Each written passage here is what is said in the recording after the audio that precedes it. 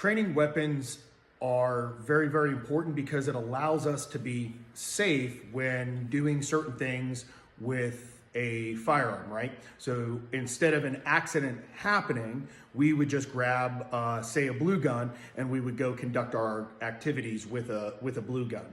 And therefore, we don't have to worry about introducing any hazards to the mix whatsoever. However, a couple things. One, they are pretty pricey. Two, what if they don't make your particular style of gun? Then what are our options? And that's what we're gonna talk about next. All right, let's talk about barrel block. Barrel block is obviously a very simple system. I just clear and safe the gun, of course, and I run this down into the chamber, let the slide go. Couple things to note. There's some hack marks on here.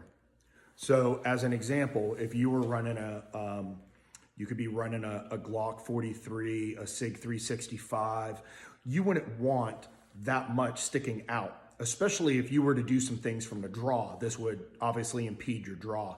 So they put some indentations in here to assist you in chopping this down to something that's manageable for you.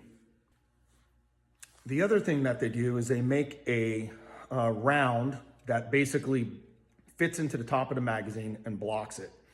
And then you would introduce that into the gun. I personally don't like ever putting a magazine, especially into what I've kind of deemed as a training gun. I reserve manipulation of the gun for live fire.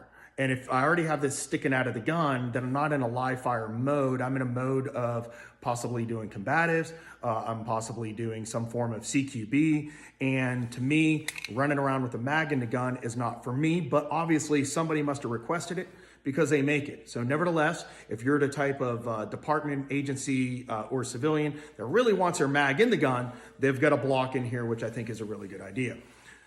Now, one of the benefits to me with this system is that I get to use my gun, right? Work my safeties.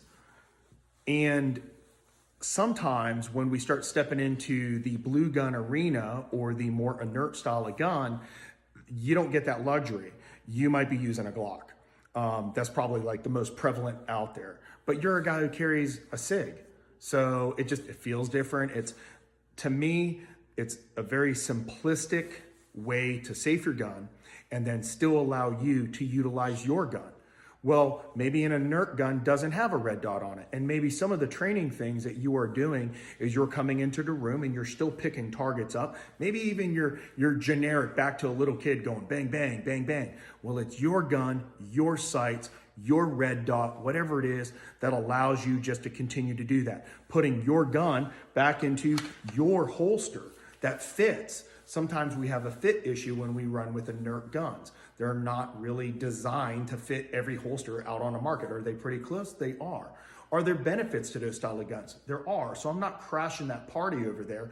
There are some huge safety concerns, which is why those things are thrown in certain arenas. However, if you're not taking training to that side of the house, then I think the benefits of barrel block are pretty huge. Cost savings being one of them. Two, they're very easy to transport because if you had a bunch of them, you could outfit an entire class with that. Not only that, but the students get to utilize their gun, their gear, and their holster. So it's definitely something to take a look at. With handguns, it's a little easier to adapt. With rifles, though, I think it's a little bit different. And that's because my rifle is set up for me. And if we were to talk about housework and we're going to start going in and doing stuff internal, then I don't want to run an inert gun. I want to run my gun with my stock in my position. I want to run it with my optic, whether it's a red dot or whether it's a scope. I want to run my white light where I normally run it. I want everything to be where it would be in real life. And a lot of times this gets to be that area where, everybody goes out in the parking lot, people clearing safe, and we take all the ammo off and guys start running through and you're like, oh man, you're just kind of cringing. And this barrel block is just a simple way to go, hey, I'm fouling the chamber. I'm fouling the chamber.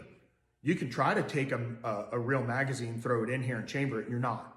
And that's a huge benefit, huge cost savings as well, as we've already talked about. Now, in the event that you're the type of department that you really want to put a mag in your gun, they make a block for that right here, okay? So if you really want to run a mag in your gun, then you can.